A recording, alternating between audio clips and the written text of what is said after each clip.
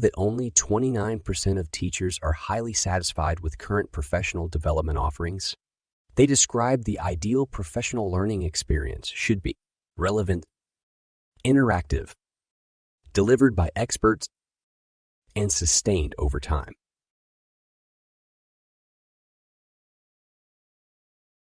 Introducing Digital Learning Partner Academy. It is a one-stop online learning platform which provides learning material for educators, educational leaders, and parents to support individuals to build skills to grow and excel in their respective fields. With 10 years of experience, Imran Nanlawala and Habib Quadri observed that individuals were passionate about making a difference in their communities, but often didn't have access to the expertise they would need to reach their full potential. Thus, DLP Academy was created. All of our material comes from experts in the fields who understand the gaps in resources and training that many schools and organizations face. We provided around 4,000 videos in multiple languages, webinars, podcasts, books, PDF, and much more. Some of the topics that we offered were specified into 3 toolkits, so we can choose which toolkits is more suitable for us. These are some testimonials from our members. It could have me with my phone in the limited platform that I have. But digital learning partners using the digital realm and using webinars, establishing websites, even to the graphic designing that has definitely been paramount to my success in getting out and looking very sophisticated. We would like to thank DLP for their generous time and effort for their ongoing training. This helps our teachers and students to continue to learn and grow.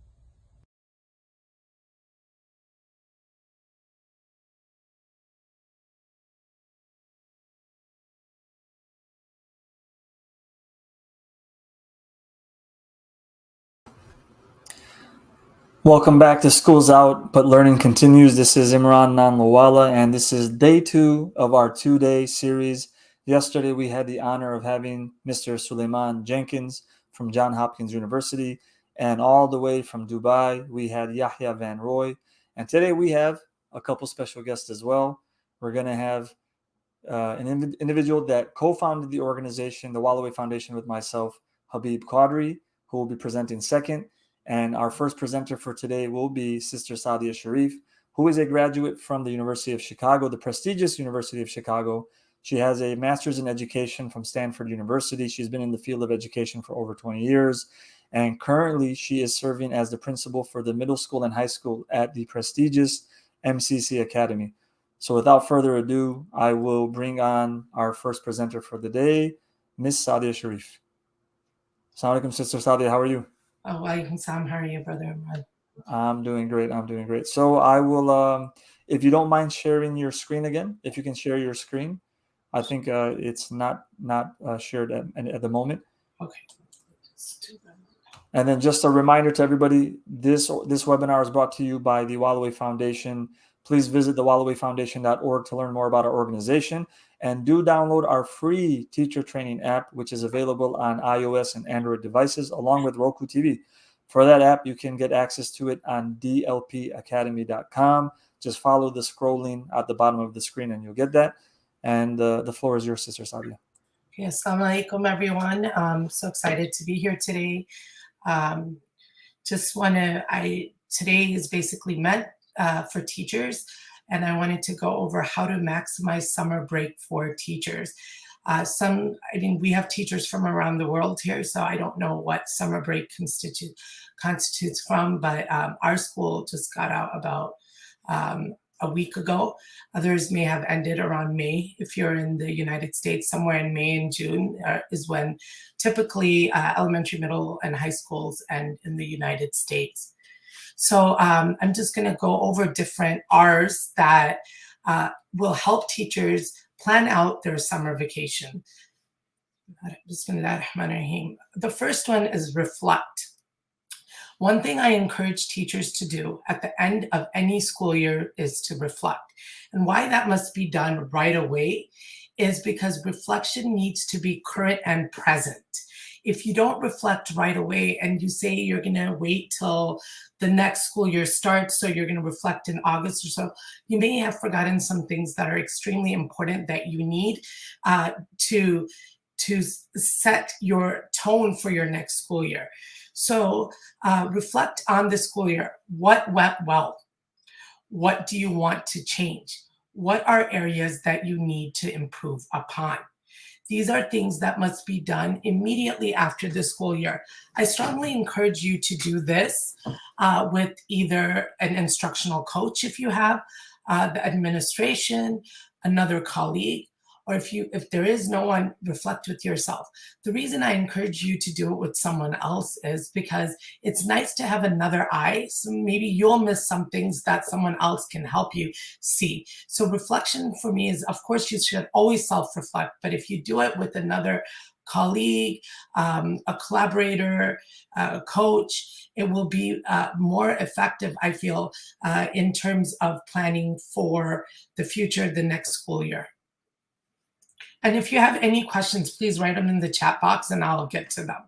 The second thing, and I feel like the most important thing I will talk about today, is relax. Your summer is for you to de-stress. Your summer is for you to relax and really reset. And of course, you're going to be thinking about school because you're going to go back to the school the following year. But if you don't take time to just put everything away and relax, you will go back feeling like you never got time off. And sometimes you need to be able to step away to see things clearly. So you must take time to relax. So that might be, you might be that teacher that's a heavy planner. There's planners, right? There's people who must get things. So maybe right after the school year, get whatever you need to get done. And then you have the rest of the summer to relax. Or you just, school year ended. It's usually very busy at the end of the school year. And, maybe you just want to take some time off right after the school year ended, and then you're going to make sure you take some weeks, a month, whatever, just to relax. And I'm telling you something, do not think about school when you are relaxing. You need to really step back to see clear. You need to recharge and relax. You need to engage in hobbies and activities that bring joy and fulfillment to you, whether it be reading, taking a walk, going on vacation, whatever it is that brings you joy and fulfillment. We hope that the reason you're in the field of education is because you really enjoy that, and that's why you're doing that. But step away from that for a while. I mean, you could, if you love reading, you could read about, what makes a better leader, a teacher, whatnot, but things that bring you joy and fulfillment. And prioritize physical and mental well-being. I say this all the time. If you don't take care of yourself, you can't take care of others. And you're given a heavy responsibility. Your responsibility is that you are taking care of students for a majority of the day before they go home. In many ways, you are a second parent. If you are going to bring your physical or mental stresses into the class. I mean, physical, I'm talking really about if you are not clear mentally when you walk into the classroom, how are you going to be able to engage all of the students that are so dependent on you? So relaxation, I would say, is the most important slide that I have for today. You must step back. You must relax. You must de-stress. Review. You must, if you have time, once again, I'm going to say this again, after you've, taken a little break and you want to prepare for the next year, something that we hope you've done is reflecting, but while you reflected, something that you do is you review the year. You review, you take time to review data and curriculum. The data, when we're talking about data, is what worked, what needs to be changed. Now, data is not only, standardized exams like NWA or SAT, PSATs. It might be something different at the early elementary level, but there's many sorts of data. right? You have data sets that include formative assessments. You have data sets that include summative assessments. You might even want to review, which you should review, is behavior data. Did certain seating work better? Were students more engaged? When did students act out the most? Was it when you were discussing or instructing in a certain way? Review data.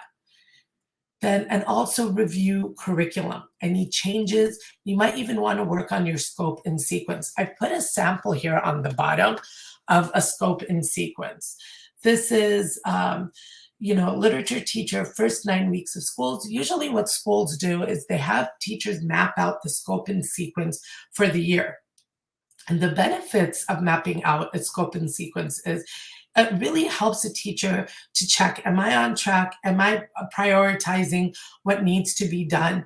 I noticed the school planned a lot of events for quarter 4. This usually happens. Maybe a bulk of the curriculum needs to be covered in quarter 1, quarter 2, and quarter 3. Or maybe it's quarter 4 and I don't have time to finish everything that I've set out to finish. Maybe what I'll do is I'll take out some of the things and I'll move them to the other quarters. And that way it will give time. My instructional goals won't be jeopardized based on the activities the school are doing. So it's very important. Something we do at the school I'm at, MCC Academy, is we have teachers really look at their scope and sequence at the end of the year and really reassess what needs to be changed and if it needs to be changed. So if your schools don't already do this, something really, really imperative to engage in is reviewing scope and sequences. And I'm just going to go back to this for a second. A lot of schools have this posted on their website if you want to see samples of this, like I know MCC Academy does. Respond. Now, you've reviewed your data. You've reflected on how the year went. You need to respond to what you see. And what you need to do is set some professional goals for yourself. You need to set professional goals. And then you need to see how are you going to meet those goals that you set. And the summer is a good time to take some professional development classes or read books on in ways what you can do to reach the goals that you have set for yourself. So professional development, how are you going to take those professional development? There's online PDs and in-person PDs. The DLP, the Wallaway Foundation, is one example of how you can take online PDs. There's also in-person PDs. A quick and easy way to search for these is just, Google what you're looking for, and a lot of different organizations will come up. You might want to, and there's different type of goals that you're trying to reach, right? Professionally, some of them might be content related. Okay, I am a science teacher and I want to know more about the next generation science standards and GSS standards. Maybe there are some professional PDs available in which I could look to see how am I going to get more information about that. Maybe I need to work on, maybe my content is very solid. I know what I'm teaching, but I don't know how to manage my classroom. So I'm going to look up professional development on classroom management. Now, what a first-year teacher needs is very different than what, say, a 10-year teacher needs, right? Someone who's been teaching for 10 years. So first-year teacher might look for more things on setting up the classroom for the first weeks of school, how to set a classroom up for success. A 10-year teacher might look for different things on, how to teach maybe the same material a little differently.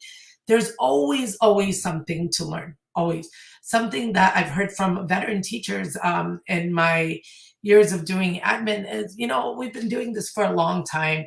I think I know everything there is to know about my subject. I think I know everything there is to know about, I've been doing this, I have this. But guess what? We may be the same, but students are different. And we need to be able to change our practices depending on the changing nature of the classroom and our students. And I will tell you, post-COVID, these students are very different. Like we see it in classrooms, it's just their attention level, how distracted they get. What worked maybe 10 years ago is not necessarily going to work today. So I will say this, I don't care how many years of experience you have in a classroom, there's always something new you can learn. Network with other educators and colleagues and share ideas. So professional learning communities, PLCs, are very important. They could be in-school professional learning communities, right? With like, you could have your English department meet, your kindergarten department meet, you could have your math department meet. You could also have, you could see what's going on in other schools. Our district, for example, has monthly meetings where you have all of the different science and math teachers come together and collaborate. But over the summer too, there's different social media outlets in which you can look for groups that will be available for you to exchange ideas with. For example, Facebook has a lot of groups. You could have like a science group, a kindergarten group, a math group. Everyone's constantly sharing their ideas of this is something I'm trying, or here's something I'm trying. Does anyone have any advice? This is something that the summer can be a powerful time, a nice, adequate time, and where you can engage in professional development. Because sometimes, although we like to do this during the school year as well, sometimes school can become really, really busy and you might not find time for this. In the summer, there might be online courses, in-person courses that you may want to take part in. Stay updated with latest research and best practices. Best practices are always changing. Research is showing that education is always changing. What worked in teaching students how to read 10 years ago may not be the best practice today. How are you going to know? It's by these professional development. It's by networking. It's by also joining professional organization. For example, if you are a math teacher, you can join the NCTM, the National Council of Teachers of Mathematics. There are different professional organizations you can choose where you could read about the best practices of whatever field or whatever grade you are teaching. Recharge. Before the school year starts, you need to be able to recharge. You are at end of the school year, once again, can be very daunting. There's so much going on. You're trying to finish the school year. You're trying to finish the curriculum. It just seems like a lot. And what you need to do is, after relaxing and all of these things, you need to recharge so you can start the school year strong. How can you start the school year strong? The first week, especially, the first week is very, very important in setting your expectations for your students. You need to make sure that you're planning out your first week very well. It needs to be thorough. You need to put thought into it. And I say this to teachers all the time. Unplanned time is usually where you have the most behavior infractions taking place. It's when you have planned weeks where what are you going to do the first week of school? You have, when we're talking about preschool, in which you have kids coming in who have never been to school before, many of them might be even coming in crying. How are you going to handle that? Or whether you're teaching a high school class, kids or seniors coming in with full-blown senioritis, right? Where they're like, we have most of our credits anyways. So really important to attend that first period class. I can probably fail this class and still graduate. How are you going to, knowing that your class may not be the class they need because the credits are not, how are you going to engage those students? How are you going to make them want to come to class every day? And after the first week, plan out your first 6 weeks of school. I can't emphasize enough how important the first 6 weeks of school are. This is where you're setting up your routines and procedures. This is where you're going to make sure your students understand what your classroom is. They are going to know what your expectations are for them. You are going to set the behavior expectations, the content expectations, the classwork expectations, the homework expectations. If I always say this, like I was at a school before in which for early elementary, the first 6 weeks, content came eventually, but they really spent the first 6 weeks setting up in the kindergarten classroom, setting up centers, making sure the kids knew upon what time are they going to switch, how will they know, what is the transition music or nasheed you're going to put on, so students know to switch from one center to another. Creating strong first weeks of school really will make sure that the rest of the school year goes solid. If you don't spend the time and effort on the first weeks of school, I will tell you it will be very difficult to get the students back for the rest of the year. So start strong. Don't go in being like, oh, I'll wing it. I'll wing it. And winging it only, just saying, oh, I've been doing this for a long time and I'll just figure out that works. But like I'm telling you, every year you might be thrown a ball that you just didn't expect. But with more planning, you're going to know how to take it on, or you won't be as stressed about it. Recharging, reset. Now, the new school year is going to start. How are you going to make sure that when you start the new school year, you're going to have a successful school year? So in the summer, you could think about, what are the supplies I need? What are the supplies that I need? Do I need the school to order me stuff? Do I need to get new stuff? Do I need to, does anything in my classroom need to be changed? If you have if you're privy to your roster, do you need extra desk in your classroom? Maybe you need that extra kidney table. You need to make sure that you have supplies. It's really hard when you go to school. And this is, obviously sometimes classrooms change and whatnot, but with the knowledge you have, how can you prepare for the upcoming school year? And then also your classroom, how do you want it to be structured? How are you going to arrange your seating? Maybe you realized last year, you had traditional row seating. Was that the most effective way for students to engage in group work? Maybe, you want to do, if it's older classes, maybe you want to do seminar style seating in your classroom. Maybe you want to have an assorted style of seating in your classroom. Maybe some of the desks you could have as seated in groups. Maybe you want a kidney table for when you call those students to do group work with you. This is where you're thinking about that, because if anything needs to be ordered or anything that needs to be changed, you could do it before school starts or during the in-service school, because once the students come, all of these things become a little bit harder to do. You need to reset yourself. You need to say, you know what?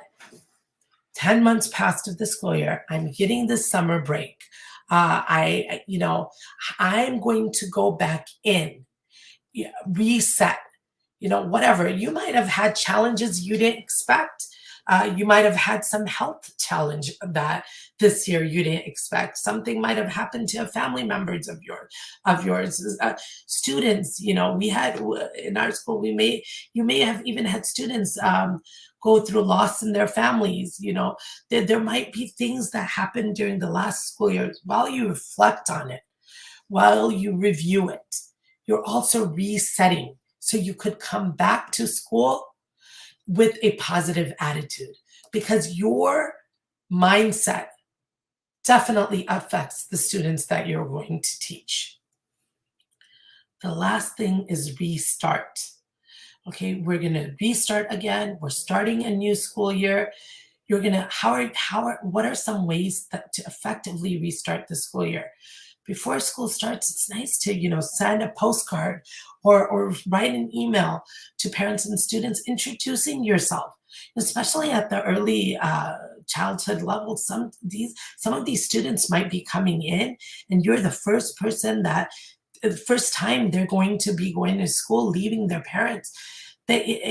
Parents and students get a thing. Oh, they start feeling a sense of belonging. Like, oh, I'm in Miss Sharif's class. I'm in Miss Saleh's class. You know, this is. They start identifying with your classroom. They're feeling part of the community before even coming there. Communicate to parents and students, even students. I am your teacher. My name is Miss Sharif. I am so excited that you're going to be in my class. Some teachers, they even like sending out like little questionnaires to parents and students.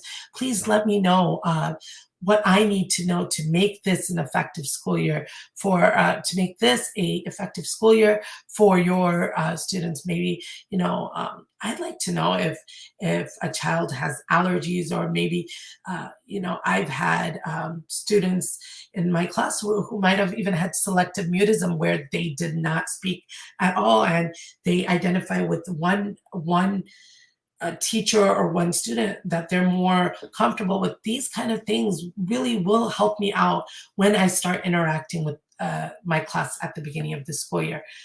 And the last thing I'm leaving you with is look forward to a brand new school year.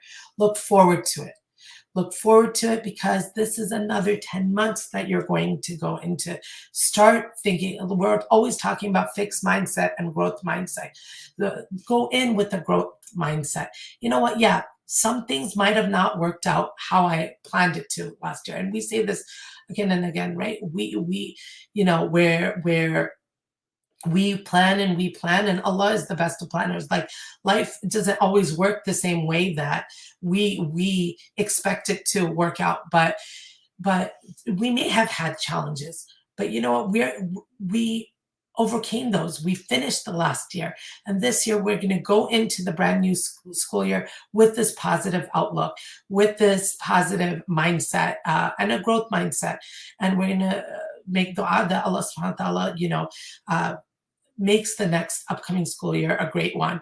And but I will leave you with this: unless you set back and give yourself some time to relax, all of these other steps will seem daunting and you will feel overwhelmed by them.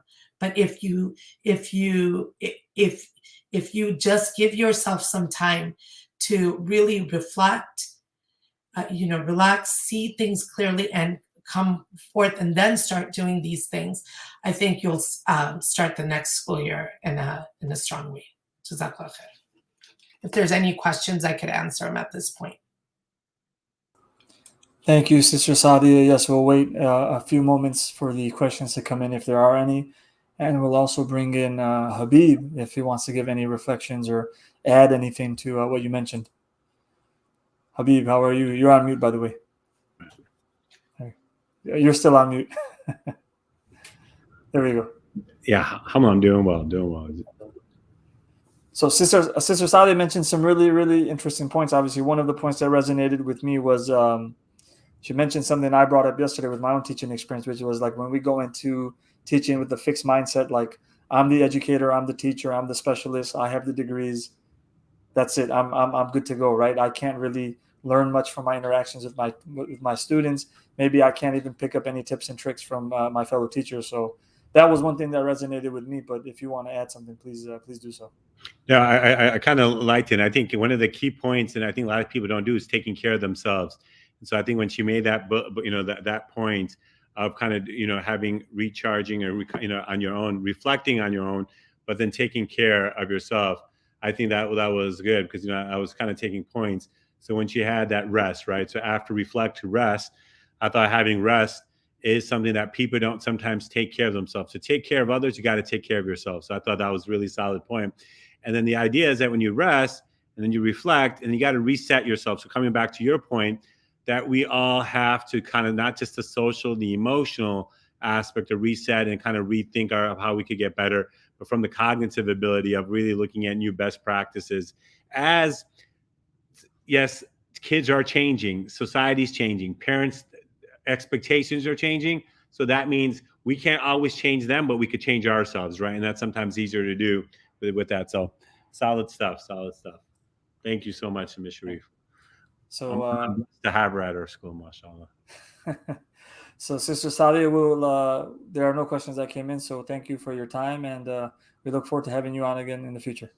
Get some rest, Mr. Sharif. Get some rest now. Thank you. Okay. And before we proceed with our next presenter, who's already on screen, just wanted to give everybody an example of, on the bottom of your screen, you're going to see a call to action to sign up for the Wildaway Foundation. You're going to see a call to action to sign up for our free app that Habib and myself, along with a few others, have designed, with over 400 videos, completely free, beautifully done, beautifully designed videos on a multitude of topics, over 400 videos. So just to show you a summarized version of one of the videos, I'm going to go ahead and do that now, and then we can discuss that a little bit after. All right, so Canva is just like an easy graphic design platform. The purpose of UX design is user experience, which means you kind of look into how people interact with websites and apps and create better versions of it. Visual aids in the classroom improves learning by up to 400%. How might your classroom be redesigned to better meet the needs of your students? The components of a brand, it's a mix between your mission and vision and your visual identity. Your environment influences learning in countless ways, connected to different moods and impressions and how you perceive different things. Learning is about creating an experience because that's how it becomes memorable. Hey guys, Imran from the Wildaway Foundation with my co-creator, co-founder Habib Qadri. Just wanted to remind everybody about the Wildaway Foundation. We created this foundation because we saw there was a need in our community. Our educators, our educational leaders, community leaders, and parents were thirsty, they were hungry for resources and development. So Habib and I, along with many other experts, created a series of 400 videos in multiple languages, podcasts, webinars, on-site training, books, online books, PDFs, and much, much more for the purpose of benefiting our community, for the purpose of benefiting our educators. So we have this custom app, we have our YouTube channels, we have all these free trainings that we do on a monthly basis, along with our weekly podcast. We're calling for you to support these initiatives, and my co-creator has a few more words to say on it. Yeah, so alhamdulillah, we were able to do majority of this through our own personal funds, and we want to keep it doing it that way. Some individuals had contacted us and say, hey, can we help support? So we thought to ourselves, hey, we'll just open it up to others. Again, whatever you can, we prefer, with the sake of Allah, Sadaqah Jariyah, to just go ahead to help support content, especially just for the presentation part of it, the video part of it, the editing aspect of it. We just want to keep on kind of producing certain things with certain individuals, certain experts in our communities that could help out to the educators, to the parents, to the youth, to the leaders. And inshallah, we ask that you keep on making dua for all of us, that Allah accept this work for the sake of Allah subhanahu wa ta'ala. Again, thank all of you. And so whatever you can, let's make it happen. So please share the video, and please, you'll find the link below. Please give us some support. Thank you. So just, a call to ask everyone to go ahead and like and subscribe on the Wildaway Foundation channel on YouTube.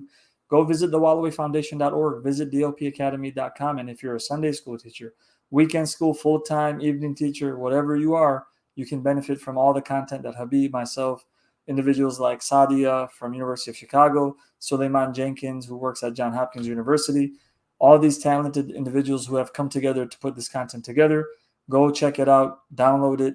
And without further ado, I'm going to bring on our co-founder of the Wildaway Foundation, Habib Qadri, who has been a elementary school principal, who is a part-time staff at the Harvard Graduate School of Educational Professional Development, member of the Harvard Graduate School of Educational Principal Advisory Board.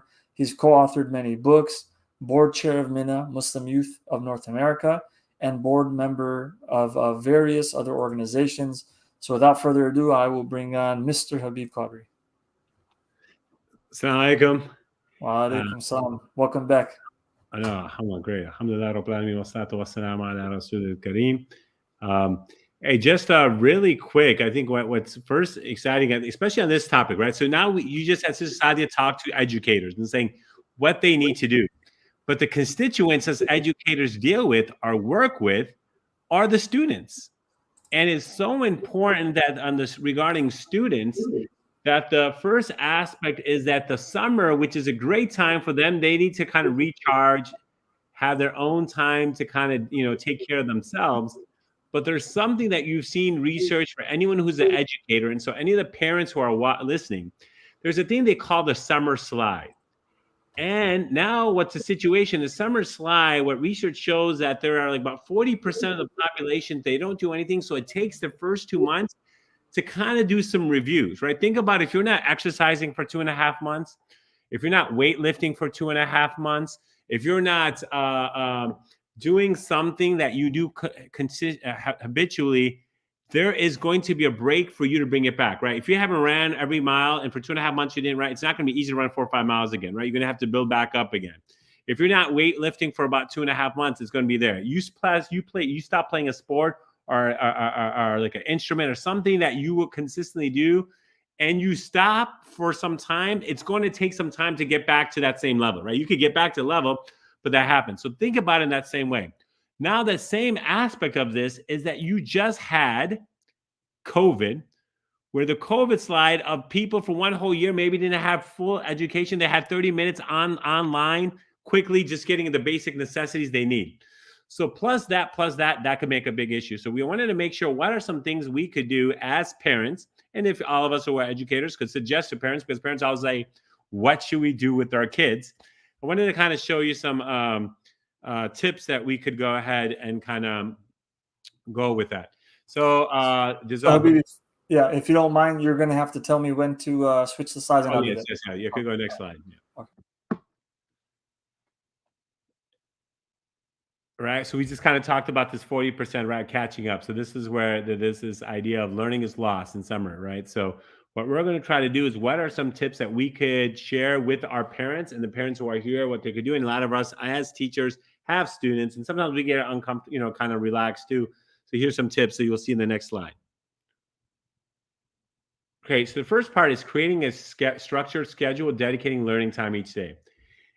Everything we should have structure, right? It keeps them in habit. No doubt about it. Does that mean they have to wake up at 7 o'clock now? No, they could wake up at 10, but after 10, what is it? Especially in the lower grades. If you could start that from that 3-year-old to about 14-year-olds and build habits, and those habits will become later. So even in summer, making sure that, hey, when they're walking up, this is what's going to happen here. So from your faith-based, here's your prayers. You're going to do some reading of the Quran. You maybe do some du'as. Then you're going to play. You're going to have fun time. You're going to have video time. We're going to go on a trip 3 times a week. Whatever those are, having structure becomes the first thing that's going to play a big part. It'll help you also block off, prepare your summer. Next.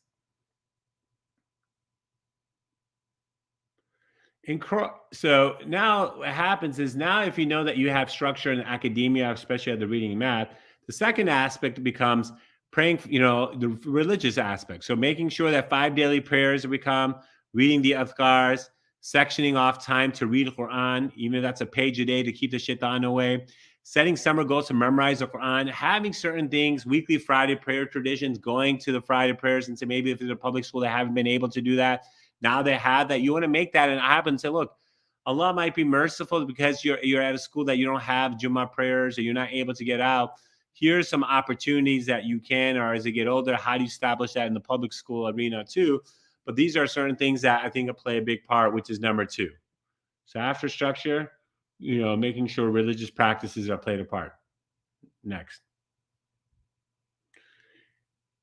After faith, in the summer, does that mean, sometimes people are like, oh my God, you have to do all these subjects? No, if you just take care of 2 subject matters, reading and mathematics, if you could get that reading, writing, math, even those, that means going to a library summer reading program that they might have, or purchasing a math workbook or designate time for them they could work on, or it might be some online program, Khan Academy, IXL, or you got ABC Mouse, or something where for the young kids, your age group, there are certain things that they could work on, which might be only 15, 20 minutes.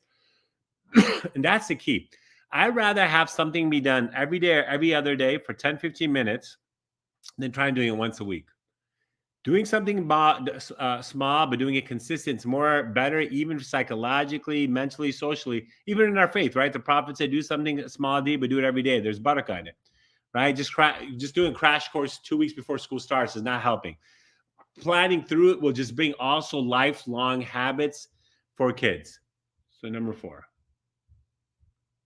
Next. Now, when you have your core academias and you have your religious, it is so important for experiential learning. And this is why, even in a school, having that experiential learning where kids can go, participate, plan, use their critical skills, going, researching, looking at stuff, to the aquarium, educational attractions, and having a plan of when we get there, what we're going to look at, talking to the kids. Hey, we saw how many different kinds of, let's count all the different kinds of fishes you saw. Man, Allah created so many different fishes. How many different, even in the monkey family, like how many different monkeys or apes that we go ahead and see? At birds, how many different kinds? What were the colors? What was different? Which one did you like? Having them understand and reflect and play it into a game. I want you to, count, let's see who found the more different kinds of birds than others. How many penguins could we see inside this, specific room? So all these certain kind of things it's very important having field trips where they enjoy, but even somehow even making them educational. Sometimes even driving and saying, let's look for all the letters. Let's look for all the letters, right? Who found A first? Where did you find it? I found it on that sign. Or where's B, C? Looking at numbers, looking at various colors, right? As you're driving. So a lot of times as you're going field trip, having the fun and for a few minutes, making some interaction of learning and reflecting can go a long way. Next. All right. Was that the next one? Okay. For building learning into your vacation, right? So letting them pick out their travel diary, writing out what they saw, what was there. This helps them with their writing skills, but also reflection and gives you conversations. So you can say, hey, just kind of write down what you saw, what went well, what was great. And you could use that in the historical kind of context. Containing them to collect keepsakes throughout the trips. Like, when my daughters were young, they used to, everywhere we went, they wanted like a pin, right? Even if I traveled, they're like, hey, can you just bring a pin from there? And then that kind of keeps there. That became their kind of thing of how many places they went, small cities, towns, or even if I didn't go, someone else went, just to kind of have that. So everyone will have these little challenges. Hey, you don't have to have some expensive kind of thing. You can say, look, I want to get a shirt from every place I went to. I'm writing something about it or something that represents that state. It could be a postcard. That becomes very important. You can also integrate math into the trip by quizzing how old, the older ones, how far is the distance, the time, how long do you think it's going to take us, where it's going to be. Let's find the best rates for the hotel. There's so many ways you could still make it fun for them to kind of do some reflection pieces and at the same time kind of go from there. Next. Use technology to enhance learning, engage your child in educational activities, right? And this is going to be important. Like, so you have education.com, you have various websites that you have, ABC Mouse, IXL, Khan Academy. There's crashcourse.com. There's organization stuff that we could get sometimes to people to get a better understanding of what something is. And I think that's very important for you, all of us, to kind of reflect on and to kind of learn. And I think this is very important that I'm not a big believer using videos all the time, but for 15 minutes, 30 minutes, kind of to the point, it's not a bad idea. I'd rather just have them go outside. I'm going to keep on saying it. And if they're going to do like workbooks better, just get experience, but then having some reinforcements where some kids like it to enjoy. A lot of times they're kind of games where you could still learn at the same time, can go a long way, inshallah ta'ala. Next slide. Again, all these, what I'm saying for teachers, you can use for your own kids, but teachers, a lot of parents ask you, what should we do? And this is why we wanted to have this. And some parents who are here, other parents might ask you. So that's why this is kind of shared at the same time. Get creative with arts and craft projects that have an educational focus. That is very important, like building structure with geometric shapes, creating chemical reactions and with household items. Just make sure you're watching what they're doing. Creating a financial planning project, encourage your child to establish budget timelines, certain things that you could kind of go help you with the budget timeline. As I told you, like going on a trip to going certain ways, or we have more than $1,000 that you guys could use for the summer. Which programs and projects are fun place you want to go to with that money? It's a long thing. Like, okay, guys, you have $500. Which one's one? Okay, today we're going to go watch a movie. Right, something you're okay with. We're going to go to Chuck E. Cheese. We're going to go see a baseball game.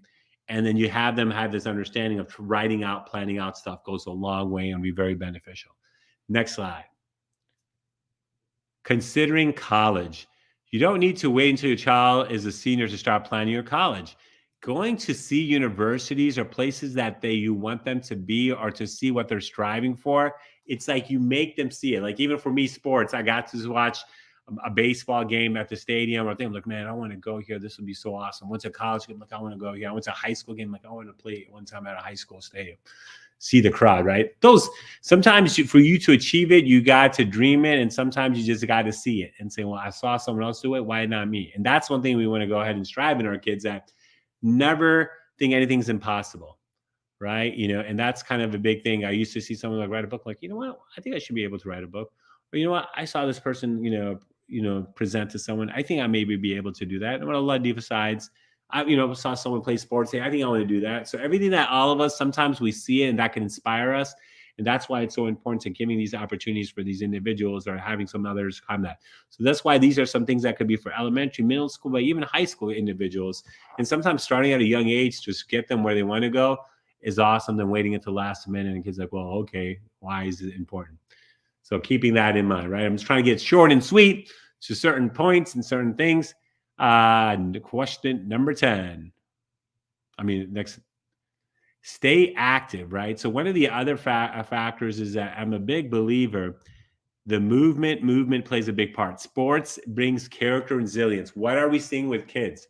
So parents, if you realize your teachers are already saying that they're very sensitive, they have a hard time working with people, they're always sitting by themselves, they don't want to play with others, you need the summer as a place for sports camp, the water park, swimming class, a Lego team, Lego class, anywhere where they can interact with others and not everything have to be me. Yes, no doubt about it. There's some things that could be, some we's, but then sometimes there could be some me's where they're, just on their own. But you want to make sure that you got to be honest with your child and say, what areas are they need improvement in, especially in the social, emotional aspect? And how can I provide for them to learn that or to gain some skills in that?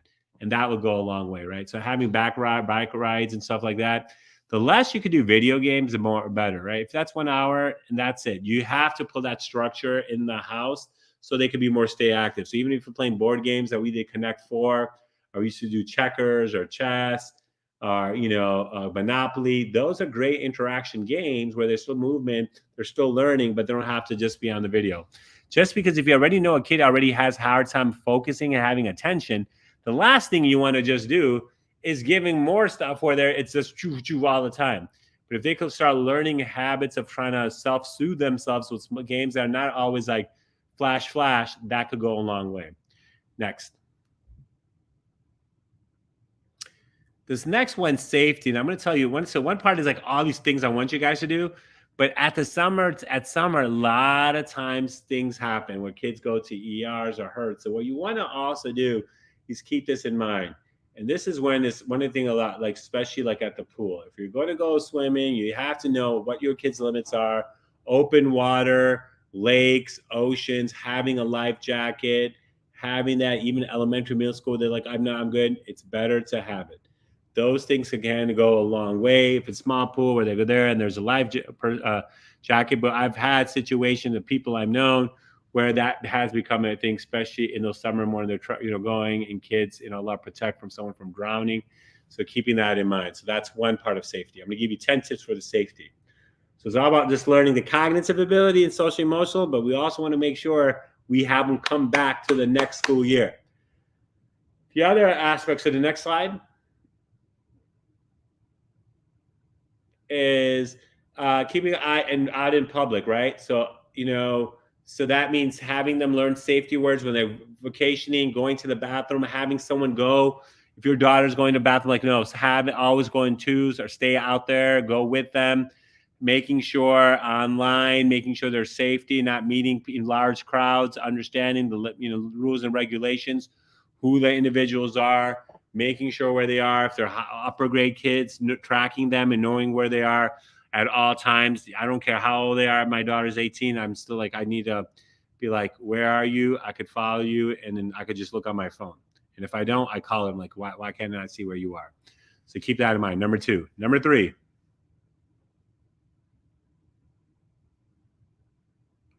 look for heat exhaustion. Kids come outside. So one is putting the lotion on them, when they're outside and playing.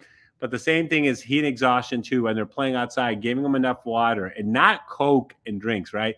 That doesn't help out for hydration. Having habits of drinking water, such a great habit already, but making sure in heat exhaustion. So you want them to go outside. I think they deserve to go outside. They need to get the vitamin D from outside, but they also need to be good there. So also the other factor you'll see is car safety.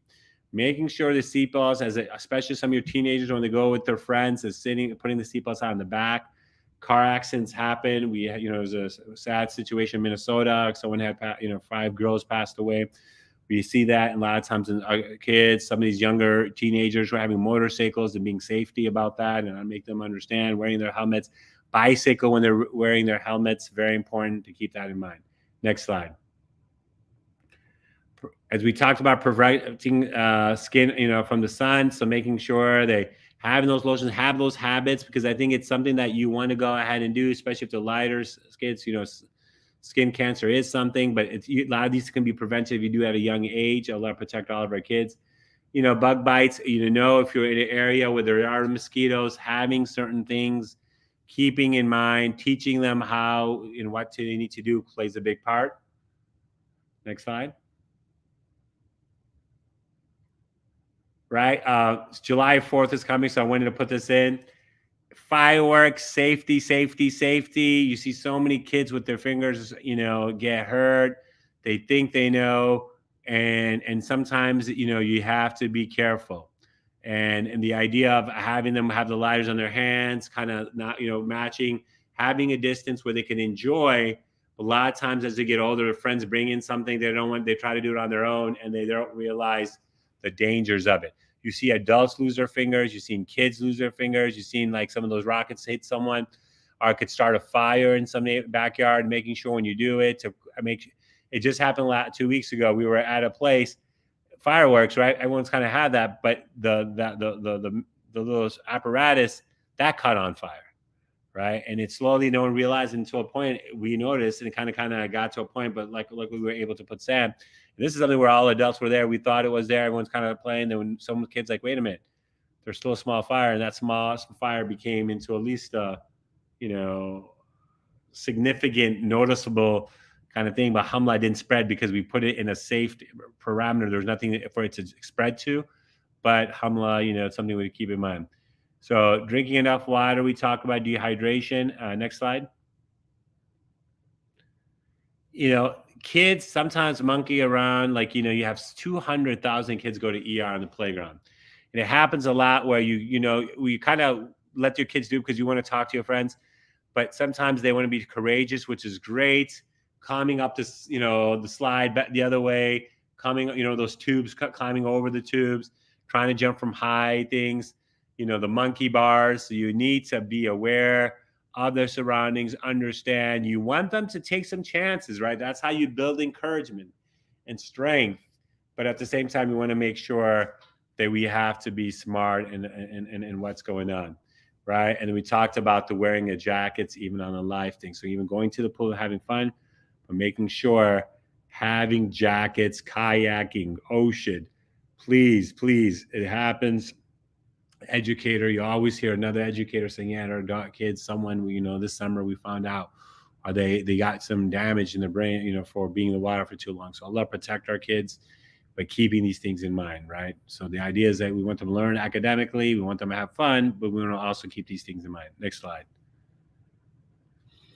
Right, riding bikes. This is something that a lot of individuals, I include myself. Sometimes I'm like, man, why wouldn't I wear a helmet? But we've seen kids. People fly where your child might be slow, but if you're going to these bike paths, even adults. I've had 3 of my friends, adults, hip 6 months ago, someone broke their hip, collarbone, because they're biking, have that, but sometimes others are flying and they don't see, and they just kind of come in front of them. They might not hit them, but they lose balance. Sometimes kids, even when you having them, even your bike, and you're having them in their bike, little small wagons, making sure they're wearing their helmets in case something bumps, they fall. The last thing is the brain damage is no joke. And a lot of kids, as they're learning how to ride bikes, and even if they're 11, 12, 13, to say, hey, look, if you're riding bike and if your kid's one of those wild ones, likes to jump off, little small dirt paths, then have that. All of us, when we grew up, we didn't. But why not if we know that there's possibilities and there's support that we could do this, and it goes a long way.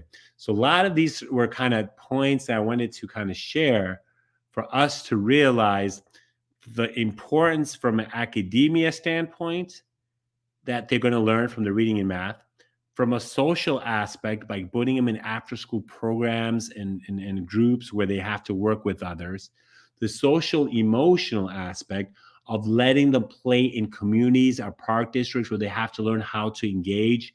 A lot of times when my kid was there, I'm like, okay, I want to go play, but Baba, you tell them. I'm like, no, you go ask, can I play with you? That's how you learn. Live and learn. You go through it. It's not going to hurt. I will stand by you. I need you to ask. I want you to say thank you. Can I play with you? Hey, learning life skills plays a big part in that social emotional aspect of it.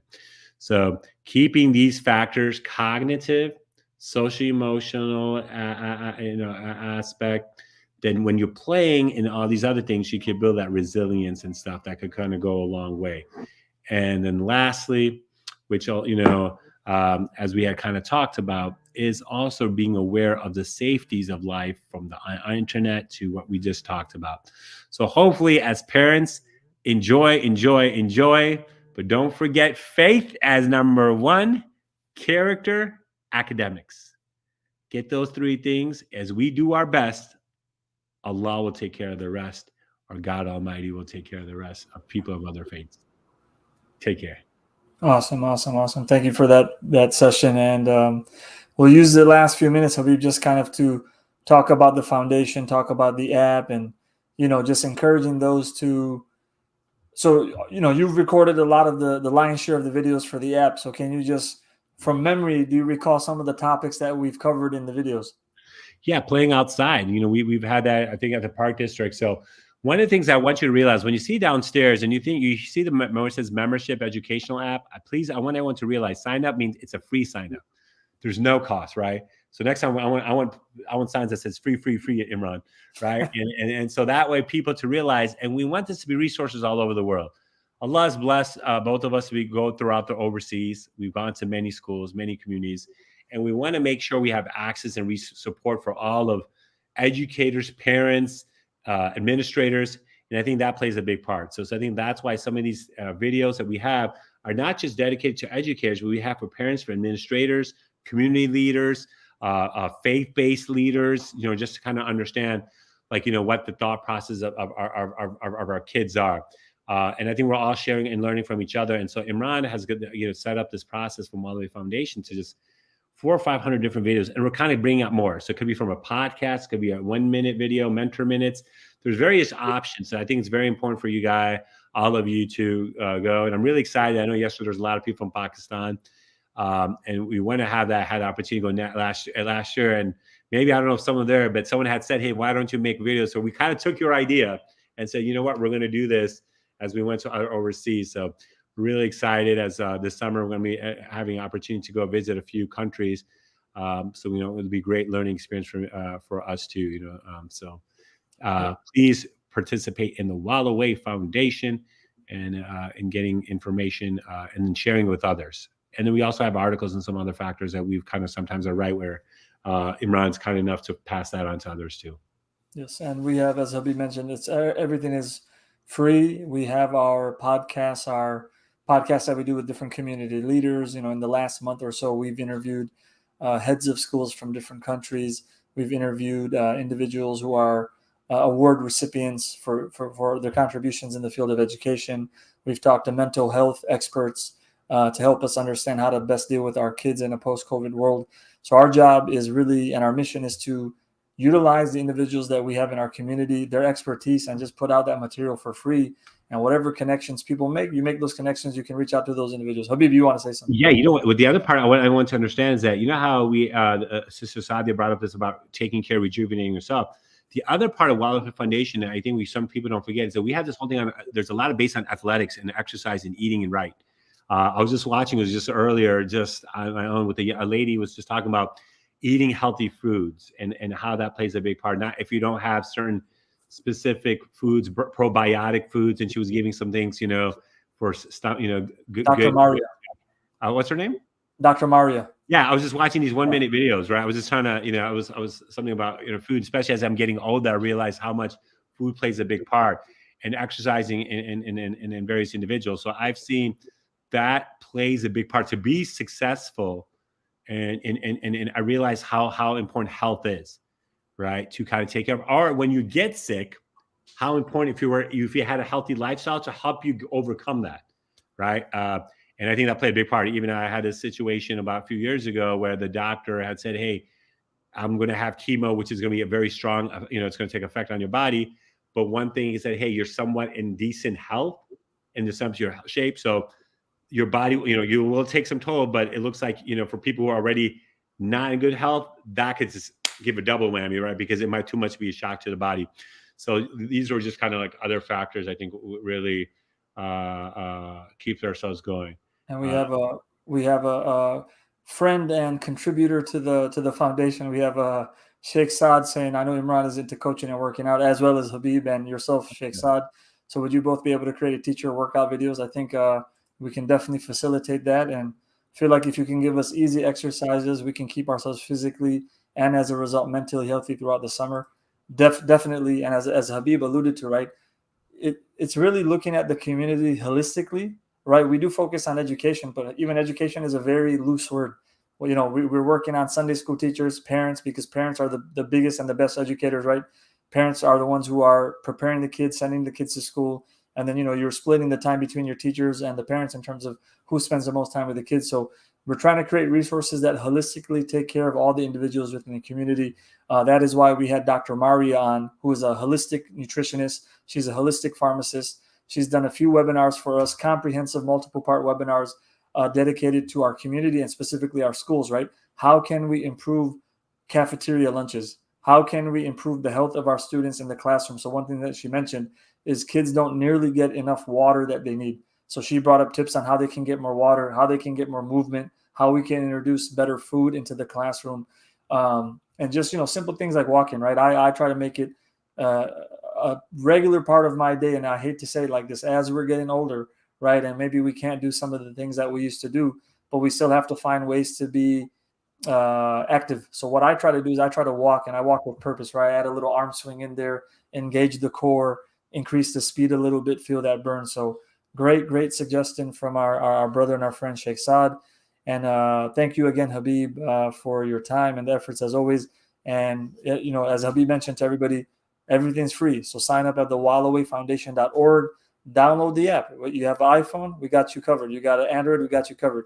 You got a smart TV, we got you covered on Roku and Amazon Fire TV, right? You can download our app onto those devices as well. And if you want to access it just via your tablet or your computer, you just log on via the web portal. So from my side, I want to thank everyone who attended over the last 2 days. Thank you to all the presenters.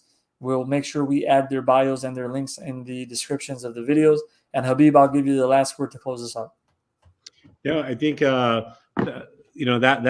hopefully these last 2 days of just getting some information, you're looking at how important all aspects of learning is. Right? It comes from not just in the classroom, it happens at the house, it happens in the community, it happens within itself, like being self-motivated.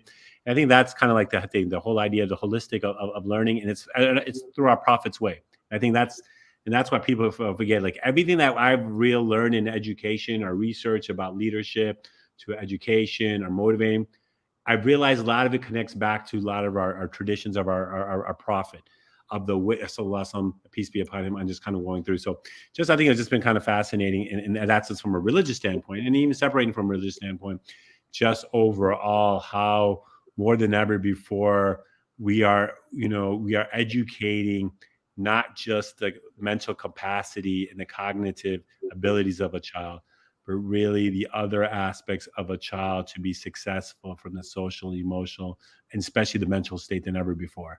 So keep up the great work, teachers. Get some rest. And if you ever see us in any town, or if you're ever in need, don't hesitate. We're always trying to learn from others. Awesome. Thank you so much. Thank you, everybody. And we'll see you all next time.